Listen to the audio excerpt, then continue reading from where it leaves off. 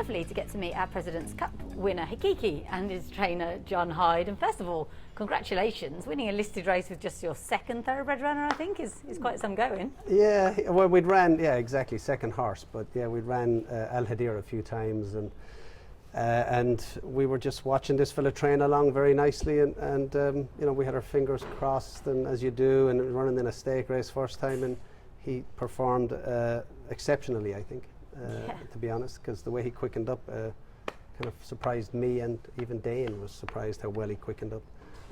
So he's obviously enjoying training in Dubai.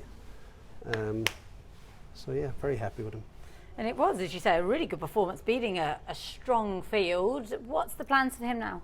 Well, the next, for us, the next obvious step is, and only step, is the Ras Al Khor 7 furlongs at Meydan, and I think that'll suit him.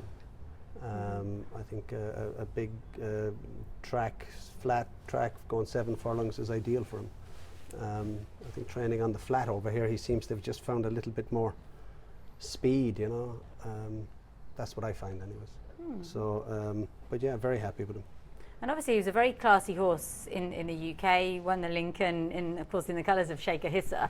It was a good decision of hers to bring him over here. A fantastic decision, and I think she recognised that running at Doncaster on a flat track, he seemed to perform a little better than he did at, you know, a tough track like Ascot, where it's a long way up there in the mile race in Group 2 company, and even though he did run fantastically and perform fantastically for John Gosden and Haqeeqy in those races, they were tough races, you know. But she did recognise that training running on a flat track seemed to suit him a little better, you know. And do you think you'll be able to keep him for next year and really plan a nice carnival campaign? Yeah, it'd be great to keep him for next year, and definitely kind of figure out a race for him before the carnival, and then aim for, you know, why would you not run in the President's Cup again? It looks like a perfect race for him, and then go for the Ras Al Khor if that was still available.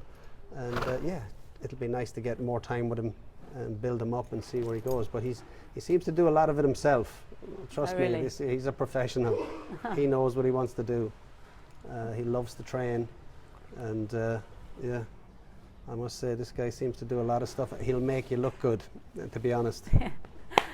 So. And for you, obviously, so many years here training the 2-year-olds. You also did a lot of the rehab for Shadwell.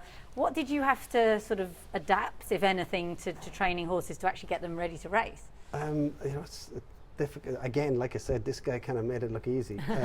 So, yeah, just getting back into routines of works and remembering stuff like about, you know, what you can and can't do, what you can and can't give, and we all had to kind of get retrained, you know, all of us, James Spillane, and the staff, the grooms, you know, and they're all fantastic. Every one of them, the grooms, James, everybody does a fantastic job. But we just had to kind of remember what we can and can't do with racehorses, and as opposed to just being a little more blasé about stuff with the yearlings, 2-year-olds, you know. So that was the main thing, and get our confidence up was the other thing, you know, to be able to compete against. It's pretty intense over here, as you know, that carnival. Yeah, just having a horse going to it now like him is cool. Yeah, and you must be enjoying a fresh challenge, I guess. I mean, always have beautiful horses through here, but this is just something a bit different. It's a fresh challenge that we're all loving, and yeah, look, sometimes it's never too late to learn, and you know, when you're 50, whatever it is, and you start training, you're kind of a little bit anxious about it, but loving it at the same time, you know.